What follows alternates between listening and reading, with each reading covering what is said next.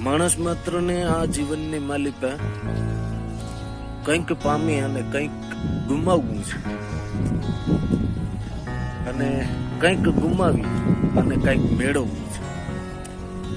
બસ જીવનની માલિકા માત્ર ને માત્ર ઉદ્દેશ્ય એટલો છે કે ખાલી આવવું અને ખાલી જવું છે.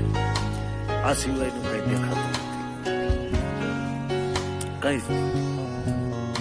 અને એટલા માટે હિન્દીમાં કોઈ કે સરસ પંક્તિ લખી છે કે કુછ ખોકર कुछ पाना है, कुछ पाकर भी कुछ खोना है.